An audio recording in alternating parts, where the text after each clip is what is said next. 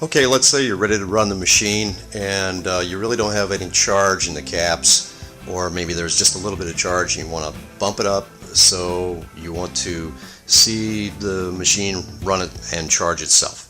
Alright, that's the objective of this. So put together a little bank of 9-volt batteries, because the motor really doesn't draw much amperage at all, but it likes the voltage. So get yourself some good high voltage like that, and let's make the connection of that into it.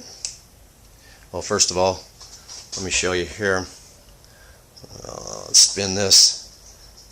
Okay, no power going to it, so it doesn't run. Get it back where it won't just kick. Okay, so we're connected right here on the input side, and we'll give it a little turn, and there it goes. Okay, now what we're doing is it's running up from the batteries, from the little 9 volts, and it's running the generator, and the generator is now charging the caps. And so you want to run that for a while. I've used these over and over and over and over, and they still work every time, because like I said, the thing just really likes voltage. So anyway, get those caps charged up to a point where it will self-operate, and now I do have some charge in the caps, so let's just say that we've done that for a while. Then disconnect these and connect into itself. Okay, oops, did you see that all right? Probably not. Okay, it went in here. I disconnected these and connected these lines coming out of the Cat Bank 3 into the system that pulses the motor. Now it's running and charging itself.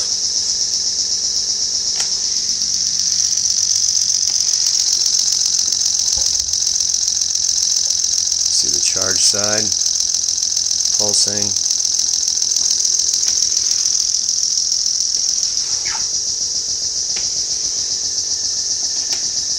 So you want to speed it up.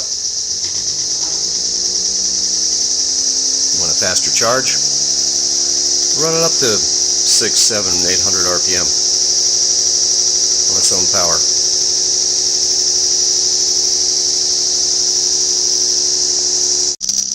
Okay, now it's running and charging itself, but what we're going to do here in this little test is I'm going to show you how it will operate a resistive load. Now, you don't really want to do this, but I'm going to just show you this to show you that there's plenty of power that's coursing through the system on this. So let me just hook up these two little leads right in here, and what we're going to tap is we're just going to tap the negative peak of the sine wave, just the negative. The positive is going to keep on working to continue charging or recharging the caps in Cat Bank 3. So here we go. Let me show you what this does. Now watch how it drags the thing down, because what we're going to be doing is we're going to be pulling directly off of the coils. So it's not going through the caps at all. This is coming directly off the coils, and just on that negative sine peak. So you're going to see this pulsate, and you're going to see a heck of a way that you can charge batteries. So let's hook this up. Number 4. Let's see. That's it for the negative. And oops, way to not stay. Let's put it back. Okay, there it is. Now you can hear the generator come down. It's so doggone bright. It's only a 25 watt bulb, but it gets so bright that I'm afraid the filament's just going to melt in that. But there's a resistive load, and it still continues to recharge CAP-bank 3 with the positive of the sign while we're running this resistive load directly off the coils. Not the intention of this machine. This machine is intended to convert energy in a very, very efficient way to charge other devices that will power your load. So it's not designed to power the load directly off these coils, though it will. And if you can see, I don't know if the camera is picking that up, if you can see the pulsing, does that show? I don't know. It's pulsing. And that's just half of the phase of the sine wave phase. So when you combine both the positive and negative, it would be a lot smoother light. Unfortunately, there's so much power that it would probably, again, melt that filament. Because I'm going to show you how each phase of the sine wave will produce over 100 volts. Okay, this next demonstration is kind of neat. This is one of the same motors that I use for the Stargate project. It's a 24 volt motor, and being this as a 24 volt system, that's going to work out great. And what I've done is I've got it connected to these little leads, which there they are, and they're going in and they're going to connect to the output that is generally used to recharge CAP-bank 3. And I'm not going to run the machine, but I'm going to show you what this does. Let me just spin it by hand. Let me show you here. Okay, hear it? If I stop it, it stops. I'm spinning it.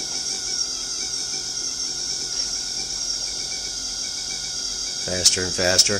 Okay, now that's what it's doing when this machine is running itself and recharging CAP-bank 3.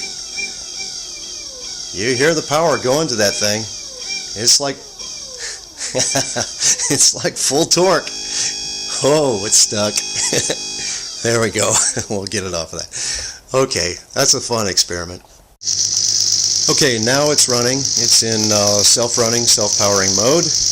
And we're going to do the same thing. We're going to connect this while it's doing that. And hopefully you can hear that motor running on full power while this is running and continuing to charge itself. This is all self-run stuff here. I'm going to show you with input power, because really the best way to run and use this device would be with maybe 1 or 2 solar panels. Let them come in, bring the power in, be buffered through CAP-bank 3, run this thing, and let 1 and 2 continue to run the charge and output from those, like we're doing here, only to charge up a bank of batteries. That's going to be the optimum way to use this piece of technology. Okay, as I previously promised, I'm going to show you the power that's running through these different phase charges. And right now, this meter here is connected directly to CAP-bank number 3, and that's standing voltage, 21.56 volts. And over here, this one is also 21.56 volts. That is the standing voltage in CAP-bank 2, which we are going to tap the power that goes into CAP-bank 2. Again, that's that negative sine wave peak power, not even touching the positive. And I'm going to show you what this power does. So let's get this thing started. And and also I've got a little ammeter down here, and that'll show you how much power this is drawing. And also, again, I almost forgot this, now I've got input power going down to 2 12-volt lead-acid batteries for a 24-volt input. And again, you could use batteries, but I would prefer some solar panels to operate this system correctly and most efficiently, and get you the accelerated charge that you're looking for. So here we go. Alright, Now, if you notice, it's not 2156 anymore on Cat Bank 2. It's now 39.4, let's just say. And this is already coming up on Cat Bank 3, charging 2160, 2161 from 2156 just a few seconds ago. So it's working, and it's drawing from the two 12-volt batteries in series. It is drawing about 450 milliamps. And I don't know if you can see that very well with this, but anyway, that's what's going on. Okay, now 39.55. Okay, now what I'm going to do is something really strange. I am going to unplug these two connections. I'm just going to unplug them. And what they represent is the charge going into the caps through the system from the generator side of the coils. Okay, so again, where are we? 3960, which is respectable, charge going into those. But let's just unplug this. Okay, so that disengages the generator. Now we've got nothing going into the caps. They are totally unplugged. Okay, the only thing that's connected to the caps is ground. Alright, now what are we showing here? Oh, look at that. Isn't that amazing? It jumped up to 86.2 volts. Now I can get it up to 100 or over. Let's just speed this up. Oh, I guess I should show you. I'm just speeding it up with the stupid little reed switch. Oops. I gotta be careful.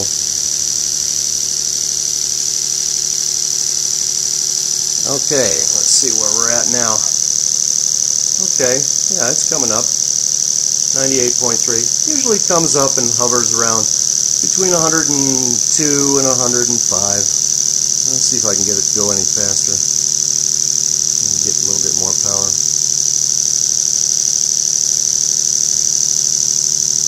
Yeah. Oh, there it goes. I heard it go. Yeah. Okay. Well, anyway, that's not too bad. It's still almost 100 volts. It'll probably rise up to it. Oh, there it goes. Now it's a little over 100. It'll eventually get up to about 104, 105 volts. So anyway, that is the power that is being generated, that when these are plugged in will go to Cat Bank 1 and 2. That's just on the negative peak of the sine wave. So we've got that equal power on the positive peak of the sine wave as well. So you've got that much power going into Cat Bank 2, and then you've got that same power from the other peak going into Cat Bank 1. So it's kind of the voltage doubler situation, but gives you some serious power. Oh, yeah, I just heard it speed up. There we go. 104 volts. That's respectable. Now, the interesting thing about this is when the caps are disconnected, let me just slow this down for a second, because I don't want to get hurt here. I've been hurt too many times. Alright, we'll just get it going really slow and draw hardly anything. Get it down to about 300 milliamps. That's good. Okay. 300 milliamps gives us, let's see if we can get that to show. 617 RPM. Oh, shoot. I don't know if you could see that. Sorry. There we go. 618 RPM at 300 milliamps, roughly. There we go. Yeah. So that's pretty good. And we're still cooking away at what? Oh, 91 volts. Not too bad. So that's good.